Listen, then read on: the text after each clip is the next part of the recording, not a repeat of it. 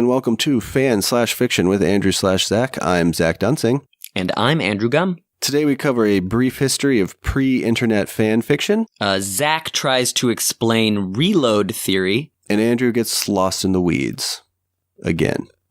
That's true.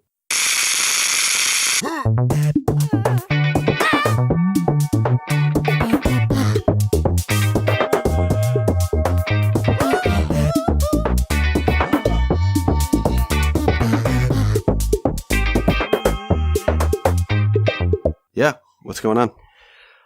So this is my first week of fall break. So nice. I've been having a really nice time. I watched all of Maniac on Netflix, and it is so good. So good. I am about 4 episodes in, and I like it, but I'm not blown away by it yet. Okay. If you're not blown away by it yet, I don't know what's wrong with you. You must have a medical condition, because it is so good. I think it's a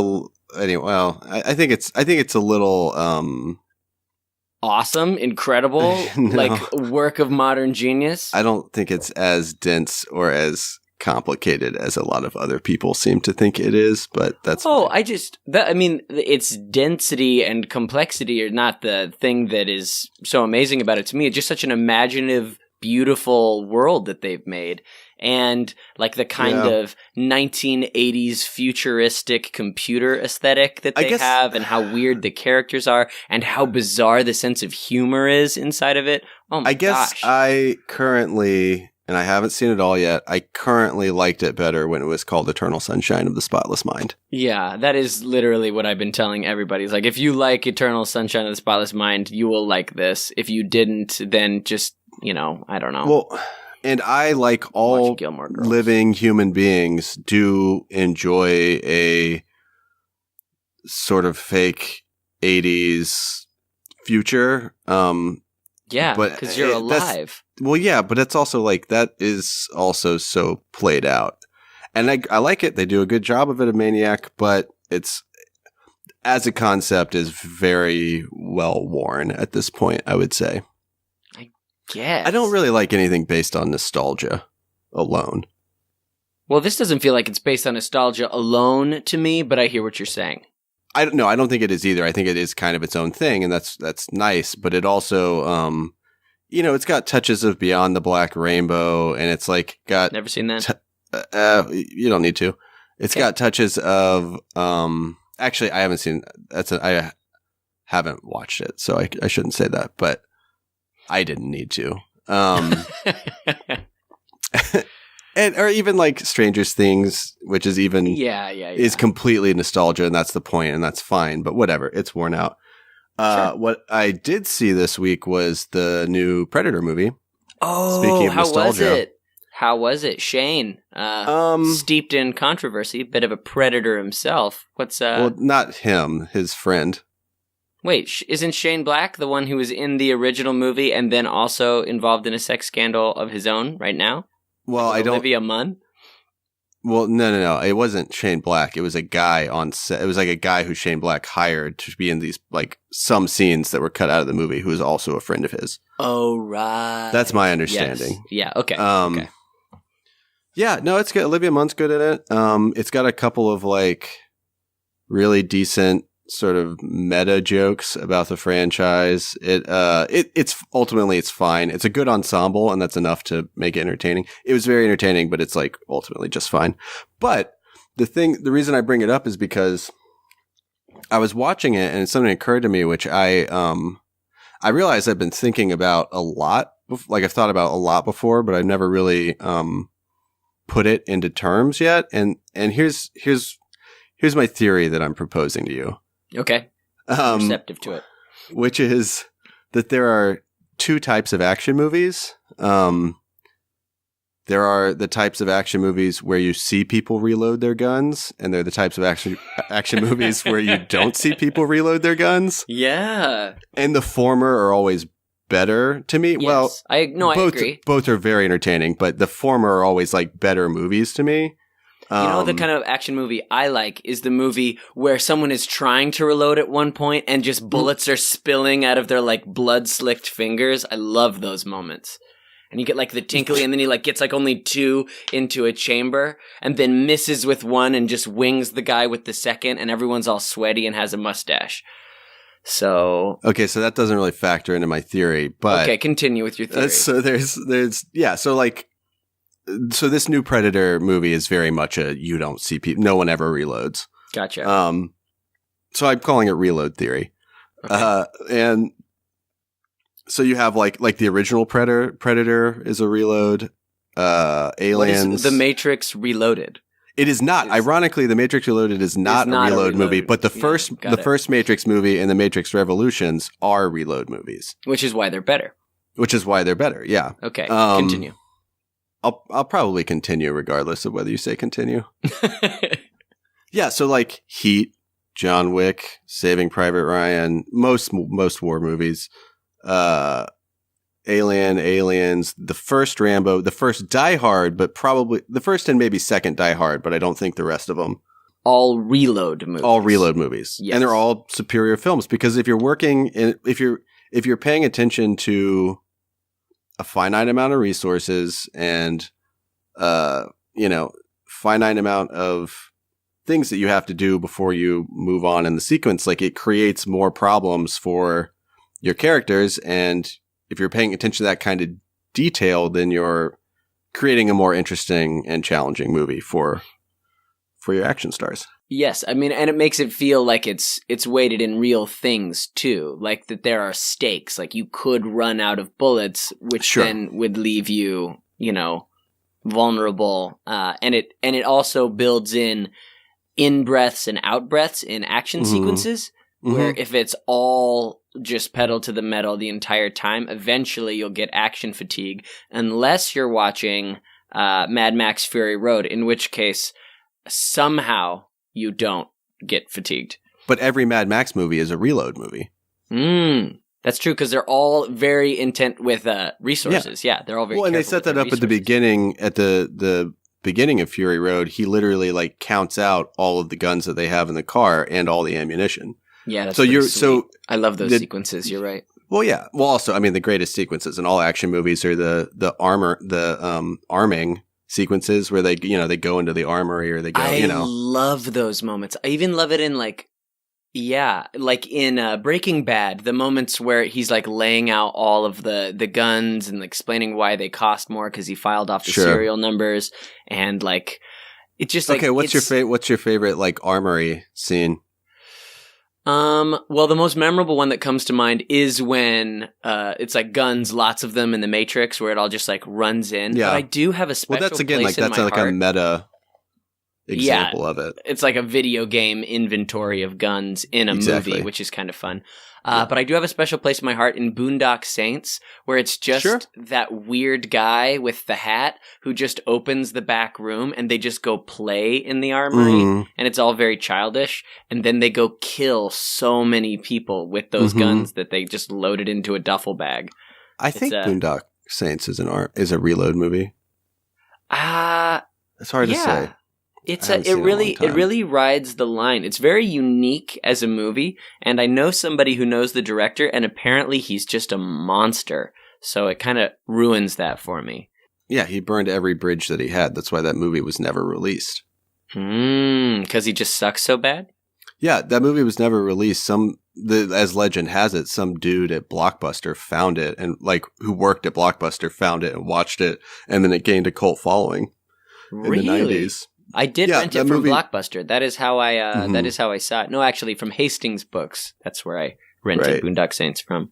Well, yeah, somehow the rights ended up with I don't know, somehow they had copies of it, but it was never like released in theaters because that guy apparently sucks. Yeah. Well, I saw Boondock Saints 2 and it sucked. So it looked shitty. Yeah, it was not good. Made me sad. But yeah, we're doing a deep dive today. We're doing the one thing that I tried to avoid, which was research. Hey, what? Nothing. I just want to stop using the term deep dive. Deep dive? Yeah. How about deep dish? How about, like a deep dish pizza. do you want to just get a deep dish pizza? Yeah, that sounds great. Then we can just have 20 minutes of us eating deep dish pizza, and people are like, I prefer the sound of thin crust. I don't know. I feel like when we say deep dive, it implies that like that we really know our shit, and we definitely do. And we not. definitely don't. And we definitely don't. Like, all of this stuff is always just as dense as the other stuff. Like, we rarely spend any more time on it than. That's true. Not a deeper dive. I mean, normal. I think that we're basically always just scratching the surface. But yeah, that is very much what I was left feeling. That is what I was left feeling after all this. But anyway, so in this episode, we are going to be. We did some research. We're going to do our best in the time that we have to do a brief history of fan fiction itself. Yeah, and particularly the pre-internet fan fiction. So that's what both Zach and I set out to do our own independent research and then bring that together and kind of compare notes. Correct. So, if you don't mind, Zach, I'll start with the early stuff, and then we can move our way backwards through time. Yeah, let's start at the present and go backwards. So, sort of like referencing Sarah Beth, my sister, she is a very modern fan fiction consumer. So she is very up on the fan fiction community, Archive of Our Own, or AOE3. AO3, Archive of Our Own. There it is. Yeah. And that community is kind of what modern consumers of fan fiction go for. Is they go for these communities, these fan communities that we've been exploring for the most part for this entire little podcast experiment. But as you move backwards through time, it was on fanfiction.net, which is where Zach and I started. And so real quick, so AO3 was founded in 2008, fanfiction.net 1998. Right. And fanfiction.net, to my understanding, was it was sort of an aggregate of just little fan communities that were posted online in the early days of the internet. Well, fanfiction.net, I think, was born out of a lot of LiveJournal people, like a lot of LiveJournal people were working and then came together because they wanted a space, they wanted a site specifically for just their fan fiction outlet. And then before that, in the 90s, you had tons of individualized sites just dedicated to like X-Files fan fiction, Frasier fan fiction, I looked that up too, yeah. Ally McBeal fan fiction. Had to have been some. So those were all like message boards where people were specific to that fandom. It had yet to be aggregated. Incidentally, would you like to know when the word fandom was first used? I would love to know that.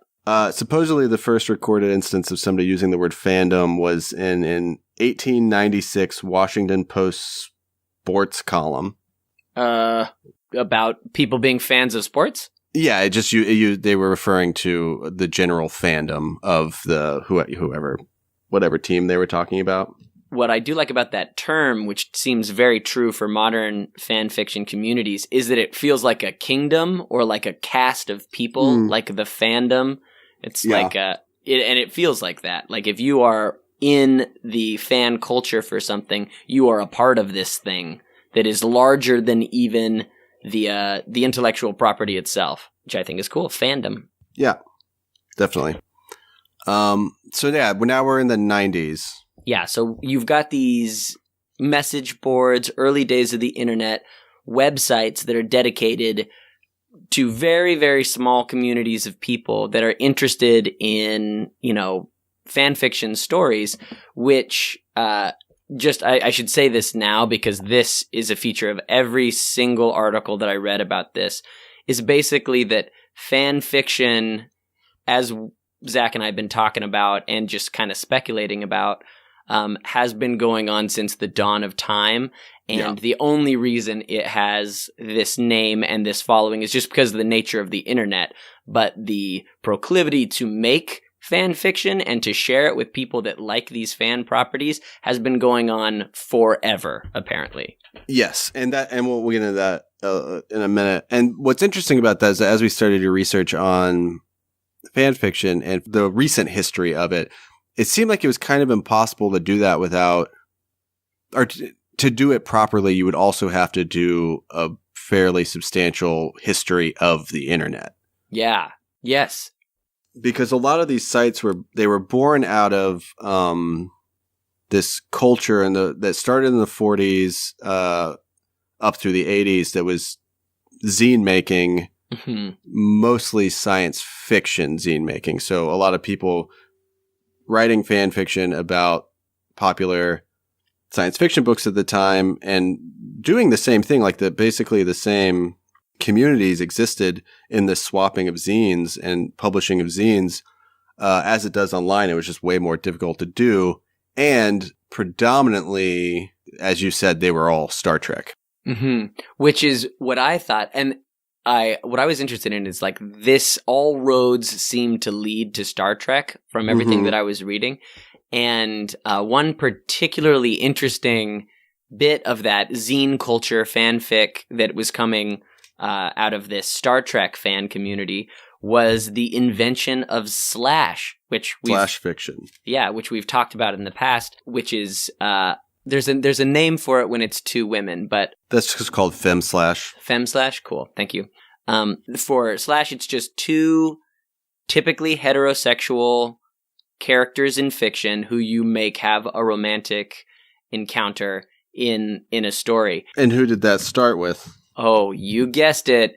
Kirk and Spock, baby. So what's interesting about that, because I read the same thing, is that those are, when you are putting two people together like that, you're shipping them or making a pairing of them, which is shipping them is putting them in a relationship. And that's a whole thing we'll talk about in a minute that we've also talked about before.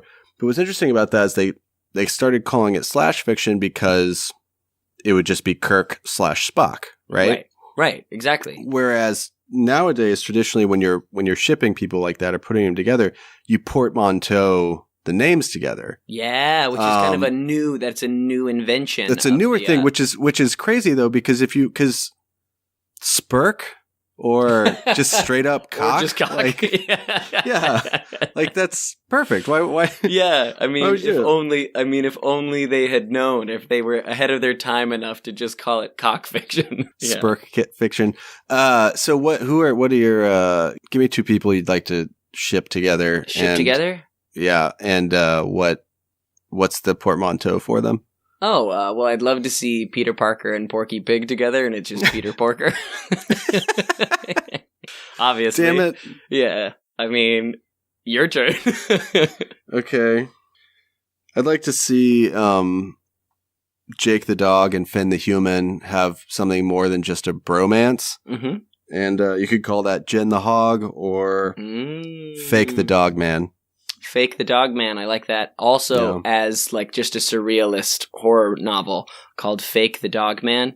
Fake the Dog. Sounds really upsetting. Yeah, that sounds disturbing. So one of the other things, I as we go further back in time, I narrowed. Sorry, wait. My last one is Marge Simpson and Mo Sizlak, and it would just be Moj with two M's. Oh, that is as gross sounding as it would be to see in a cartoon. Yeah. Moj.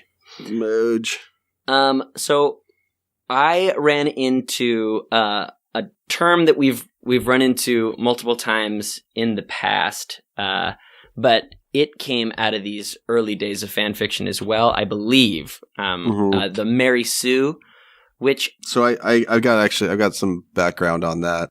Well, I would love for you to give me further background on it, because I had to read specifically about it to understand. Because from what I can understand, a Mary Sue is just typically a female character. They say that it's not necessarily just a female character. No, because there are Larry and Gary Sues too. Yeah, exactly. But basically, Kirk is a Mary Sue. Yeah, and like James Bond is a Mary Sue, Batman is a Mary Sue, like MacGyver is a Mary Sue. So what it is just a person who is too competent, and it's like there's a.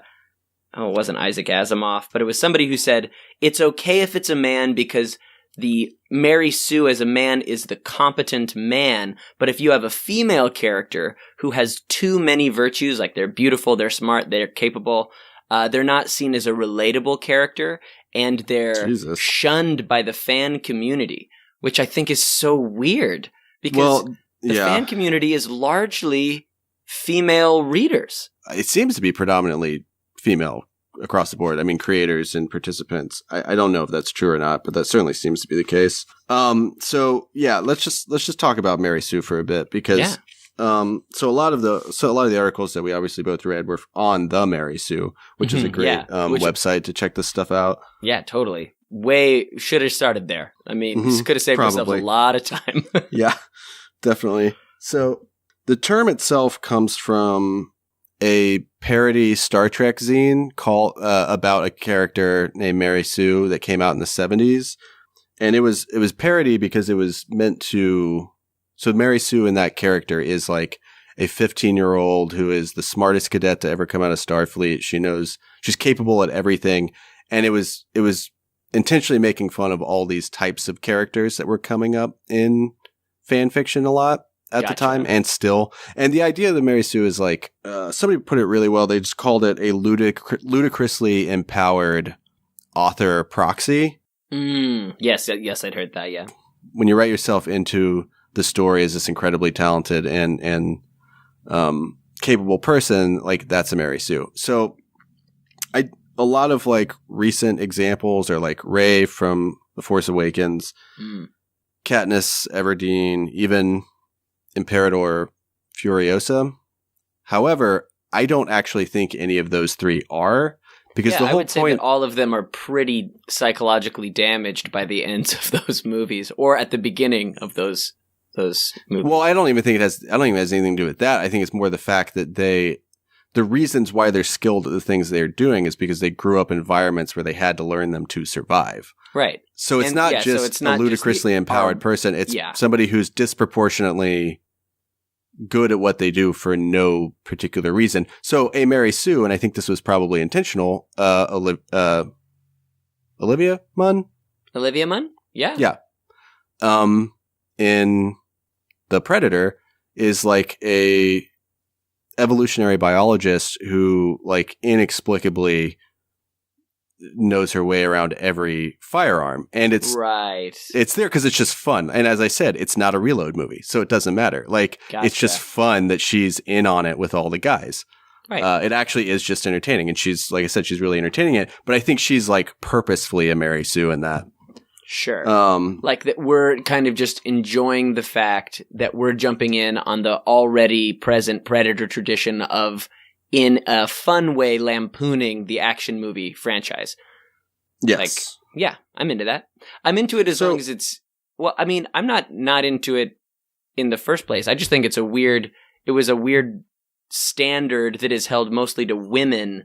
Yeah. And I not to male characters. That's what's weird about it. There's also, so just real quick, I believe it was called A Trekkie's Tale. That was the 1970s zine, or that was the first story, and it came out in a zine called Menagerie. Paula Smith is the person who wrote it, so she wrote this parody tale where the Mary Sue comes from. Also, there's a lot of flack. There's a whole, well, I guess we would say discourse about how, like a lot of people have problems with female characters and stuff like in a lot of stories because it's just taking away airtime of the two slashable male characters. Like that's something that I've read as a criticism. Why are we talking about this smart girl when we could just have two straight guys each other? Exactly. Yeah. And it's like, well, and there's a whole lot of discourse around slash fiction as well, in that it like typically orbits around straight white men. Sure, yeah. But I mean, who doesn't want to see them? Yeah. Two straight white guys? What could be more delicious? I can't think of anything less erotic than two straight white guys.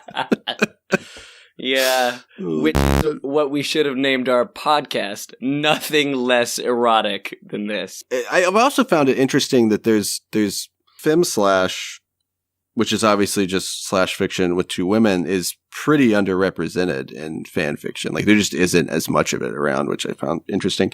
But real quick, there's a couple of things I mentioned earlier that like Mary Sue's can be called Marty Stews, or Larry Sues or Gary Sues if they're men. They can be called like an Einstein Sue if their prowess is intellectually, or my personal favorite, a Mary Zoo if they're really capable tacticians, as in Sun Tzu, who wrote The Art of War. That is good. I thought you said like Larry Zoo if they're just like a zoologist. Well, that's probably one as well. Yeah. Mary Zoo. That's very funny. That's really good. So that's I was super everything I want to say about Mary Sue, I think. Well, the thing that like that is a segue into as we go further back in time, and I was just amazed at how many of the conventions that you see in modern fanfic that were always there, even in the pre-internet, like what? Like gender swapping, for example, like gender bending. Yeah.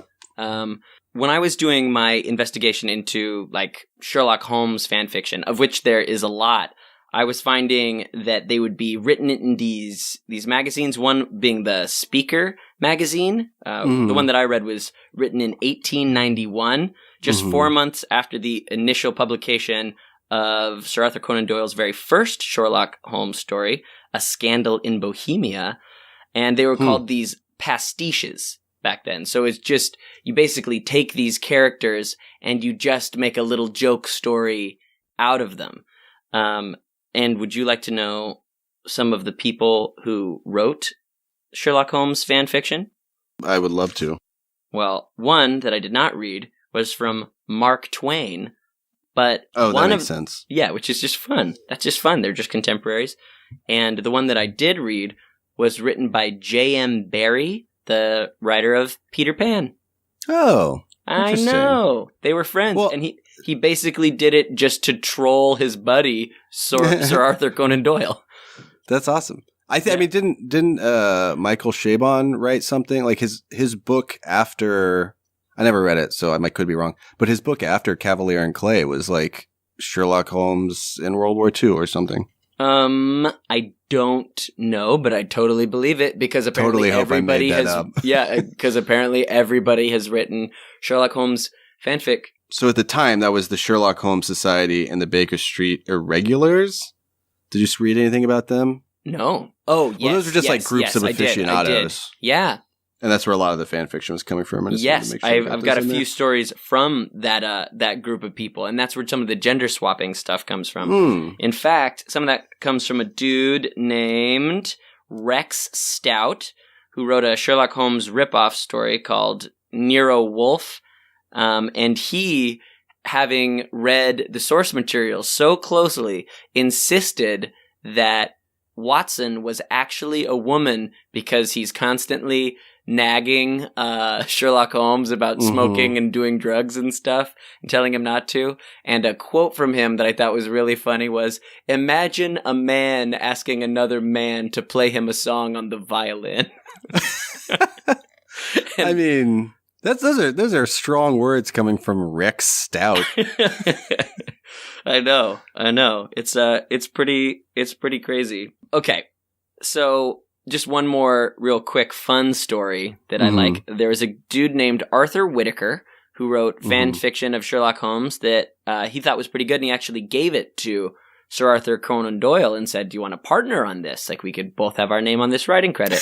And he said it was, and he was like, by the way, that's a shitty thing to do, guys. Don't ever do that to your favorite author. It's like pretty ballsy though. And apparently like Sir Arthur Conan Doyle was like, "Yeah, this is a pretty good story. What I recommend you do is just change the names in it and publish it as your own story. Obviously, don't use the names of my story, but change the name and publish it yourself." So there is a term for that. There is a term for that? There is a term for that. It's like a way to classify fan fiction. And give me 1 second, I'll look it up. Well, while you're looking that up, let me tell you what I saw in it was, so the detective's name was Harold Quest in the new one, which I really wanted to be Johnny Quest's dad's name, but I looked it up and it was Benton Quest. Yeah, Benton Quest. And the term that I'd heard was like filing off the serial number, and that's what they did for like E.L. James for 50 Shades of Grey. You wrote it as fan fiction,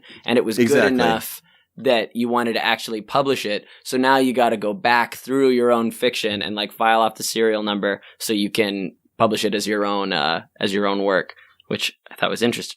Yeah, filing off the serial numbers is like the more interesting term for it. But in short, it's called P2P, which is pull to publish. So like when you see P2P classifying it on some of these aggregates, that's what that means. But yeah, the filing off the serial numbers was like the sexier term. Yeah, I like that. I like that too. Cool. So, I'll just tell you. It was basically just a troll session from J.M. Barrie to Sir Arthur Conan Doyle. So the setup is he's just writing himself. He published anonymously, but even Sir Arthur Conan Doyle immediately outed him and was like, "Yeah, that was J.M. Barrie, just being a dick." In good fun, apparently. But he wrote himself and Sir Arthur Conan Doyle as just hanging out in a living room with the character of Sherlock Holmes, and it's just J.M. Barrie doing Sherlock Holmes' trick against him. Sherlock Holmes keeps on trying to deduce that he hates music because he held his cigar cutter in a certain way, and he just keeps blowing him off and saying, "Yeah, that's obvious, duh." And he starts doing all the deductive logic. It's like, "I can tell by your hat that you've been in the country for a week." It's like, "You must have seen me." He's like, No, because people that have a tall silk hat like that spend the time in the cities. They go used to, ducking their heads under doorways, but yours has a dent, so clearly you've been in the countryside where they prefer a bowler hat out in the countryside. So wait, he wrote himself into the story as like out Sherlock Holmes, Sherlock Holmes, which is funny. Well, that is funny. That's also like puts that weird Anakin and Padme hanging out in their living room watching Black Swan story kind of into perspective. Yeah, I know. Like, because he's literally writing a story to his buddy, the author of another story where he and his buddy are with his character while he's making fun of his buddy's character to his friend who's playing like the Watson, who's like astonished by their ability to do this to each other, which is really funny. You know, that is some extremely elaborate trolling, and by nowhere close to the most elaborate that I've seen in the modern era. I know. We really, if we can say anything about 2018 to 19, is we've really gotten trolling down to an art. We've really cultivated the troll. Yeah, that's true. Trolltivated. Well, I think that's basically like all of the really fun stuff. I mean, I thought that all of this was super interesting. Oh, the one other little just fun anecdote I ran across was so I'd heard in the past that Sir Arthur Conan Doyle killed off Sherlock Holmes, and then his fan base was so rabid that eventually he brought him back from the dead and wrote like the New Adventures of Sherlock Holmes. But I didn't realize, apparently in some of his writings, he had said that because he was writing very serious, more serious fiction than what this was kind of just fun fiction to him, where he was trying to make money with the Sherlock Holmes stories.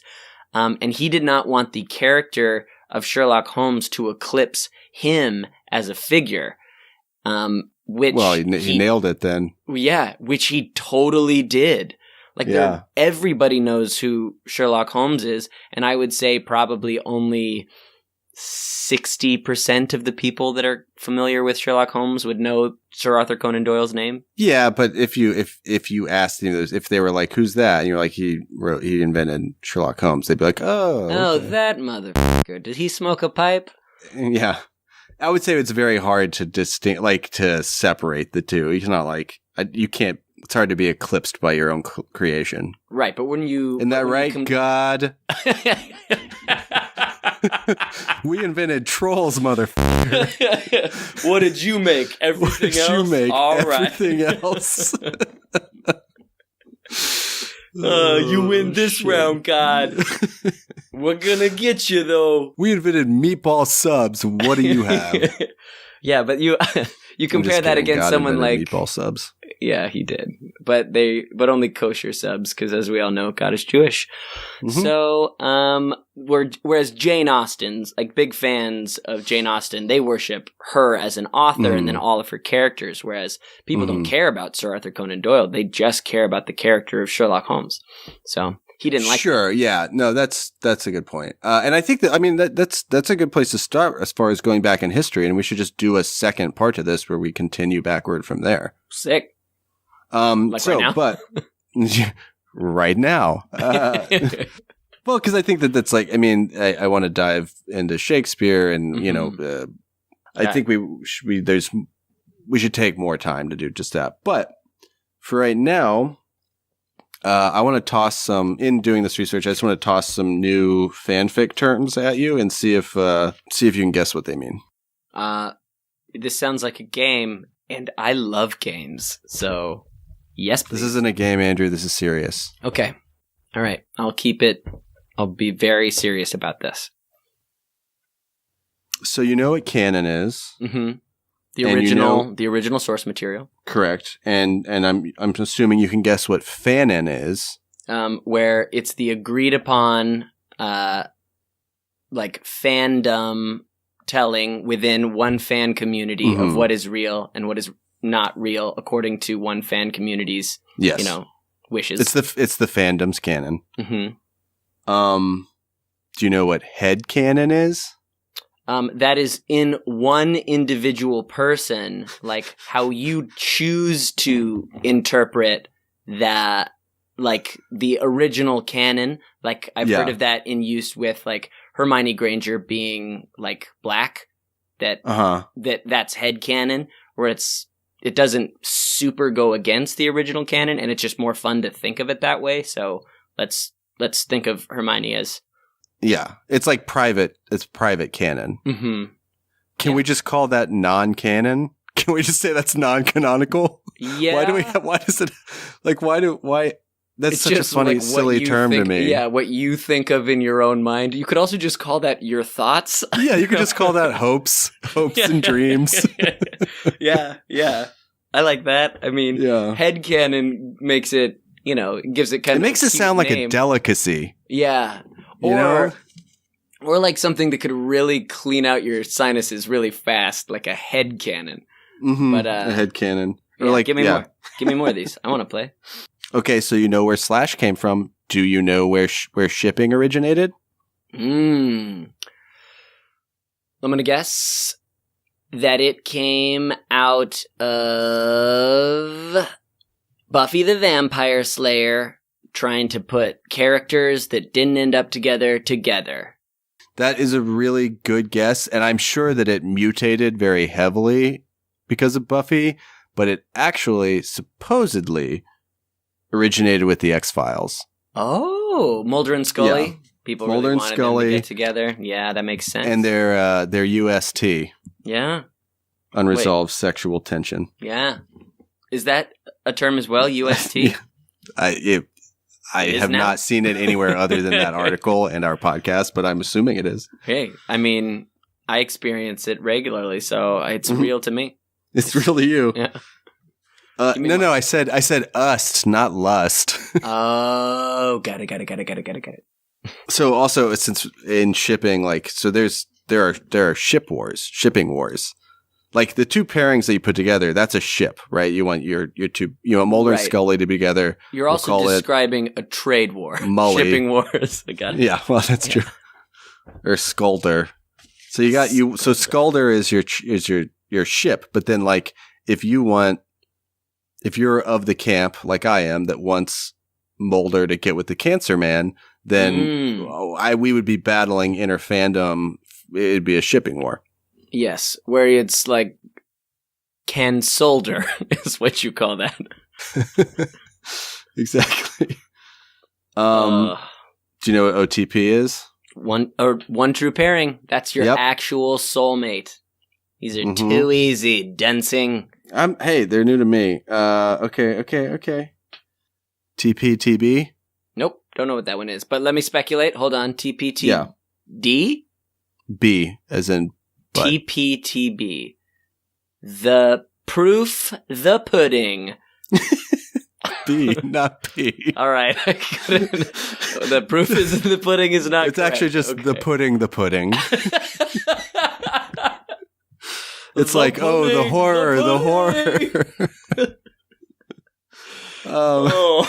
TPTB, the powers that be. Okay. Yeah. That's good. TPTB won't ever let these two get together or whatever. So the powers that be, the authors, that sort of thing. Very good. Very good. PWP. PWP.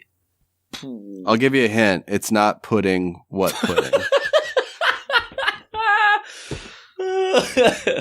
I was gonna go like pawning women's purses, but I couldn't. Yeah, I couldn't get there fast enough. But what is it? It's either short for plot. What plot? Or sometimes just porn without plot. So that's like Harry Potter sexier is PWP. That was all the stuff that is was just definitely PWP. Definitely. Okay, so this one you'll find very interesting. Can you guess what fan casting is?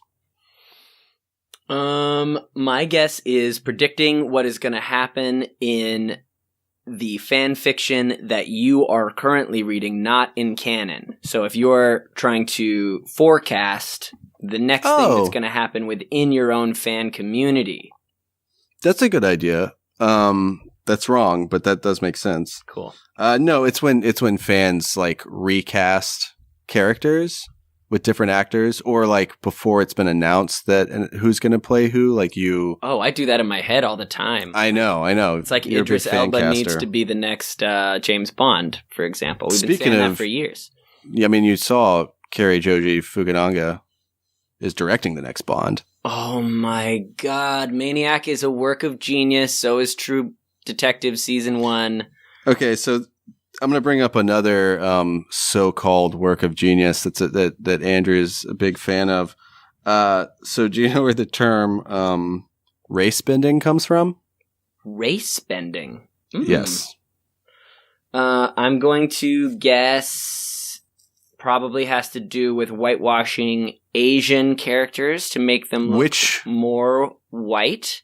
Which Asian character specifically? Avatar: The Last Airbender. Correct. Yes. So apparently it originated from that. So airbender, racebender.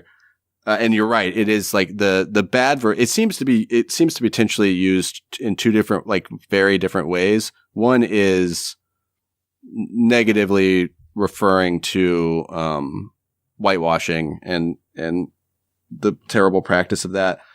And the other is, it seems like race bending can also be like gender bending, in that, and it's similar to fan casting in that, like, you can reimagine a different character in a different race. Gotcha. I think I've got that. I think so. I know that seems definitely like really, one version of it. Oh, I guess sketchy territory. Yeah, it seems I like agree. Really sketchy territory. But then I was just thinking about the Hermione as like a little Black British girl, and I think that that's like really sweet, and like because she's got curly hair. Yeah, and that's she never fine, really but it's a fits in slippery there. slope. Yeah, totally. It's like I think that one is sweet and adds depth to her character, as opposed to just somebody saying everybody should be white. You know. That's a more That's just somebody like the henchman from Venture Brothers, apparently. Yeah. Well, I got two more for you that I think are interesting. One is called queer baiting. I assume that means you toss just enough tantalizing /like things into your story to keep your gay audience listening, but you never quite fully deliver on the / content. You never make it canon. Yeah, you're exactly correct. And I feel like Willow in Buffy was an example of this. Yeah. I could be wrong. Well, interesting thing about Buffy, like, she always was she always was like kind of bisexual a little bit, like that she was never fully interested. But then once the series ended and they brought out the comics, which are canon because Josh signs off on all those stories, she does have a lesbian relationship with one of the other Slayers. So interesting. The bait, finally, the trap closed around that queer bait. Yeah. But yeah, so I feel like that's a term that probably came into popularity because of Buffy the Vampire Slayer. Sure. Okay, so the final one. Do you know what a cinnamon roll is? Oh, that's a tough one. Okay. Come on, creative energies. Okay, so cinnamon roll is where you take a long and disconnected story and then you fold it back in on itself. So you tell it in a non-linear way that makes the telling of it more interesting and very sweet. And then I assume you just add some sex as a glaze over the top of it. But that's my guess for cinnamon roll. No. Okay. I tried my best.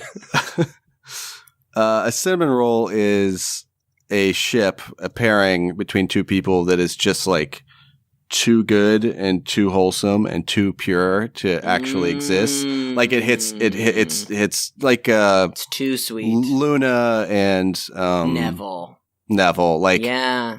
Even though that's hinted at the books, it's too sweet. It's like too saccharine. Yeah, exactly. It's like you got the sweetest sweethearts can't just like sweet off into the sweet night together. That's really funny, but also it's originated from, there was an Onion article. The headline of the article was "Beautiful cinnamon roll, too good for this world, too pure." And that was it. And then that became a meme. And then that became a part of, well, that's just how memetics work. But I was just trying to see if that was a haiku in my head, but I don't think it is. But it's very beautiful. Beautiful cinnamon roll, too good for this world, too pure. No, it would have to be, hang on. It would have to be beautiful cinnamon roll. Too good for this world. So, too good for this world. Beautiful cinnamon roll. 575? Yeah, so that works. So, too good for this world. World. Beautiful cinnamon roll. Too sweet. Far too pure. Would work, but anyway.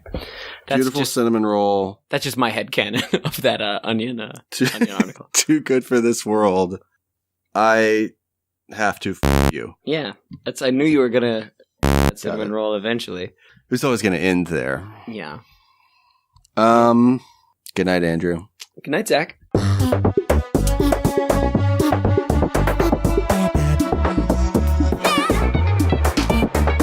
The sweetest sweethearts can't just like sweet off into the sweet night together. You're not going to call it the sweet set? Oh, that would have been better.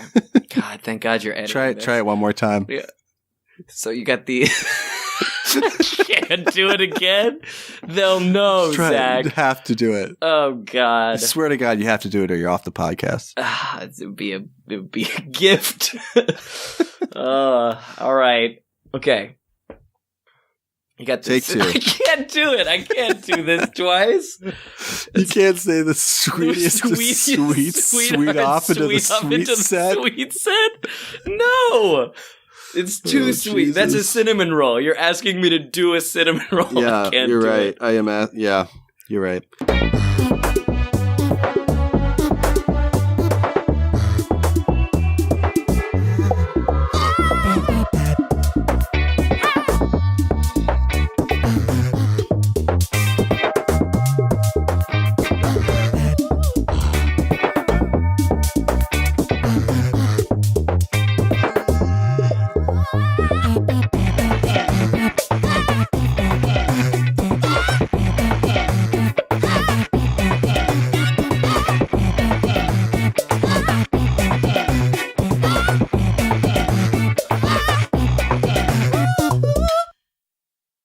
Hi, Zach here, and thanks for listening. If you want to find more episodes, you can at fanfiction.show.